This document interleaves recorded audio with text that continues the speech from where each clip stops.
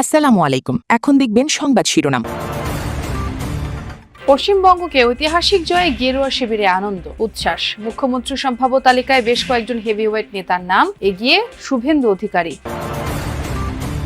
পশ্চিমবঙ্গে ক্ষমতার পালাবদল বাংলাদেশ ভারত সম্পর্কে প্রভাব ফেলবে না মন্তব্য পররাষ্ট্র প্রতিমন্ত্রীর। তিস্তা সহ অমীমাংসিত ইস্যু সমাধানের আশা নেতাদের।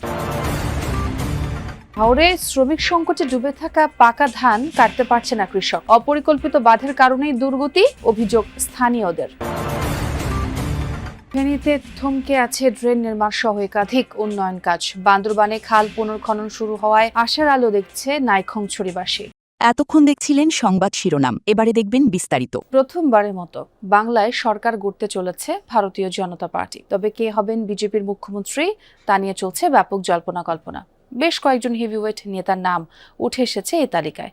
তবে বিজেপির সিনিয়র নেতারা বলছেন দলের নিয়ম মেনেই নির্বাচিত হবে বিজেপির মুখ্যমন্ত্রী। পশ্চিমবঙ্গে ইতিহাস গড়ল বিজেপি। তৃণমূল দুর্গের পতন ঘটিয়ে বিধানসভা নির্বাচনে বিজয় ছিনিয়ে নিল গেরুয়া শিবির। দখলে নিয়েছে 206টি আসন, যেখানে সরকার গঠনের ম্যাজিক ফিগার 148। তৃণমূল কংগ্রেসের ঝুলিতে জমা হয়েছে 81টি আসন। নিজ আসন ভবানীপুরেও শুভেন্দু অধিকারীর কাছে হেরেছেন মমতা বন্দ্যোপাধ্যায়। রাজ্য জুড়ে বিজেপি কর্মী সমর্থকরা যখন আনন্দ উদযাপন করছে, তখন জয় ছিনিয়ে নেওয়ার অভিযোগ তুলেছেন তৃণমূল নেত্রী। জোড়া ফুল আর পদ্ম ফুলের লড়াইয়ের পর পশ্চিমবঙ্গে বিজয় নিশান উড়ালো বিজেপি। রাজ্য জুড়ে গেরুয়া শিবিরের উচ্ছ্বাস। রং বদলের পথে পশ্চিমবঙ্গ। টানা 3 দফা ক্ষমতায় থাকার পর আর ফিরছে না তৃণমূল।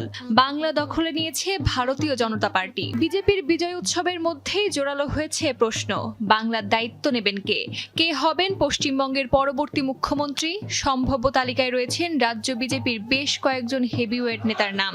এই পদের সবচেয়ে বড় দাবিদার হিসেবে দেখা হচ্ছে বিজেপির দলনেতা শুভেন্দু অধিকারীকে। সাংগঠনিক দক্ষতা আর প্রভাবের জন্য সুপরিচিত তিনি।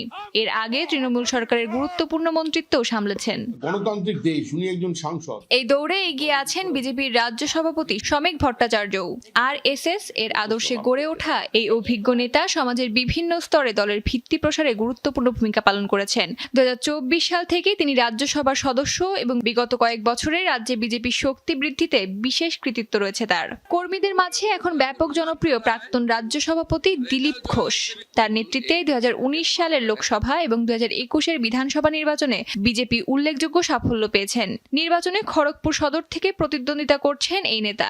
এই লড়াইয়ের অন্যতম প্রধান মুখ প্রাক্তন কেন্দ্রীয় মন্ত্রী নিশীথ প্রামাণিক। চলতি নির্বাচনে তিনি মাথাভাঙা কেন্দ্র থেকে লড়ছেন। আসানসোল দক্ষিণের বিধায়ক এবং দলের রাজ্য সহসভাপতি অগ্নিমিত্রা পালের নামটিও সম্ভাব্য প্রার্থী হিসেবে আলোচনায় রয়েছে।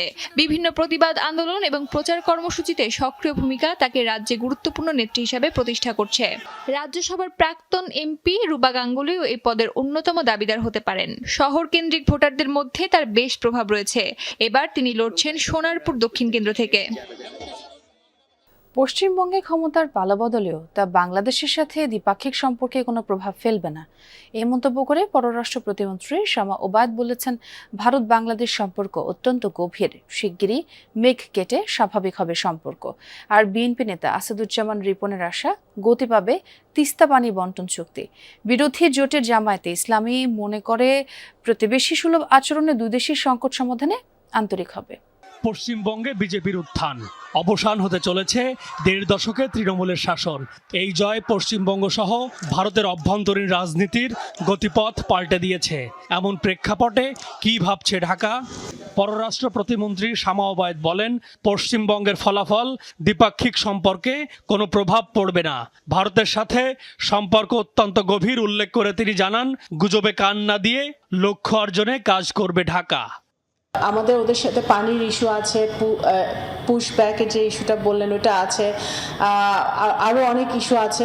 সেই ইস্যুগুলো তো আমাদের রয়ে যাচ্ছে। সেইগুলো যেই সরকারই আসুক না কেন বা থাকুক না কেন, তাদের সাথে আমাদের আলোচনার ভিত্তিতে সমাধান করতে হবে।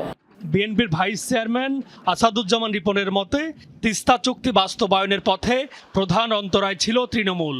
বিজেপি ক্ষমতায় আসায় এই সংকট দূর হওয়ার আশা তার। খোদ নরেন্দ্র মোদী যেটা নিজে বলেছেন, সেই পরিস্থিতি যেহেতু বদল ঘটতে যাচ্ছে, সেক্ষেত্রে ভারত বাংলাদেশের মধ্যে আপনার তিস্তা নদীর পানি বন্টনে একটি সুষম চুক্তি হবে বলে আমি আশা রাখতে চাই। সেখানে যদি আপনার সংখ্যালঘু মুসলমানদের উপর যদি নিপীড়ন হয়, অথবা যদি মুসলমানদের উপর জুলুম হয়, তাদের সম্পদের উপর যদি জুলুম হয়, সেটা নিশ্চয়ই এটা আমাদের জন্য উদ্বেগের বিষয় থাকবে। আর পারস্পরিক শ্রদ্ধাবোধের ভিত্তিতে সম্পর্ক এগিয়ে নিতে চায় জামায়াতে ইসলামী। দলটির মুখপাত্রের আশা, ভারতের সাথে সমস্যা সমাধানে আন্তরিক হবে বর্তমান সরকার। অতীতে অনেকগুলো সমস্যা হয়েছে বা এখনো বাস্তবতা সেটা আছে। আমাদের বর্ডার কিলিং আছে, আমাদের ট্রেড ডেফিসিট আছে, বা আর অনেকগুলো বিষয় সমাধান হয় নাই। আমাদের বর্তমান নির্বাচিত সরকার সেগুলো নিয়ে নিশ্চয়ই ভাবছেন। আমরা বিরোধী দলের পক্ষ থেকে সংসদে এই সমস্ত বিষয় নিয়ে কথা বলছি। পারস্পরিক সম্মান এবং শ্রদ্ধার ভিত্তিতে আমরা দায়িত্ব পালন করতে চাই। পররাষ্ট্র প্রতিমন্ত্রী শামা ওবায়েদ বলেন, পশ্চিমবঙ্গের ফলাফল দ্বিপাক্ষিক সম্পর্কে কোনো প্রভাব পড়বে না। ভারতের সাথে সম্পর্ক অত্যন্ত গভীর উল্লেখ করে তিনি জানান, গুজবে কান না দিয়ে লক্ষ্য অর্জনে কাজ করবে ঢাকা। আমাদের ওদের সাথে পানির ইস্যু আছে, পুশব্যাকের যে ইস্যুটা বললেন ওটা আছে, আরও অনেক ইস্যু আছে। সেই ইস্যুগুলো তো আমাদের রয়ে যাচ্ছে, সেগুলো যেই সরকারই আসুক না কেন বা থাকুক না কেন, তাদের সাথে আমাদের আলোচনার ভিত্তিতে সমাধান করতে হবে। একদিকে হাওড়ে তলিয়ে আছে ফসলি জমি, শ্রমিক সংকটে কাটা যাচ্ছে না পাকা ধান। অতিরিক্ত টাকা দিয়ে যতটুকু কাটা হয়েছে সেগুলো রোদের অভাবে নষ্ট হচ্ছে চারা গজিয়ে। সারা বছরের খোরাক হারিয়ে কিভাবে পার হবে বছর, সেই দুশ্চিন্তায় চাষিরা। সুনামগঞ্জের হাওড় অঞ্চলের কৃষকদের দুর্দশার আরও বিস্তারিত জানব সহকর্মী সোহানুর রহমান সোহানের প্রতিবেদনে। হাওড়ের জেলা সুনামগঞ্জের 3 লাখ কৃষকের সারা বছরের জীবিকা চলে একমাত্র বোরো ফসলে। এই ফসলের উপর নির্ভর এক একটি কৃষক পরিবারের শিক্ষা, চিকিৎসা, বিয়ে শাদী, ঈদ আনন্দ সহ সকল আচার অনুষ্ঠান। প্রায় 150 কোটি টাকার অপরিকল্পিত বাঁধের কারণে বৃষ্টির পানি জমে জলাবদ্ধতায় ডুবেছে লাখো কৃষকের বেঁচে থাকার সম্বল। স্বপ্ন সব ভাঙা গেছে, বিয়ে শাদী করতে আছি, কত আনন্দ আছে, ফুর্তি ফাটা করতে আছি, সামনে একটা ঈদ আইতেছে, বিভিন্ন আনন্দ করতে আছি, কিচ্ছু করতে পারলো না, সব আনন্দ করে বাড়ির সাথে মিশে গেছে, শান্তি বাসে সামান্য ধান কাটাইছিলাম, যেখানে 700 টাকা কামলা রোজ আছে, 1200-1300 সামান্য কাটাইছি। এখন রোদের অভাবে ধানটি নষ্ট হয়ে যায়। আগের আগে কাটা মাত্রই বাঙানি মাত্রই বাদলি বালাই দিছে, রোদের অভাবে তোমার আর ধান শুকাইতে পারছি না, সব তা ঠিকই মতো গেরা উঠে গেছে। 15 থেকে 20 বস্তা ধান গেরাইছি, যে ঈদ নাম্বার গেরা না, এই বৃষ্টির কারণে আমরা ধান শুকাইতাম পারছি না, লাগি ধান নিয়ে আসে খাবাইবো, আর কিছু করার নাই। কোমর পানিতে নেমে যেটুকু ফসল তুলেছিলেন, রোদের অভাবে সেই ধানেও ধরেছে পচন। খলায় রাখা সারি সারি ধানের স্তূপের সোনালি ধান রূপ নিচ্ছে সবুজ চারায়। তাই এবছর বিয়ে শাদী, ঈদ আনন্দ সহ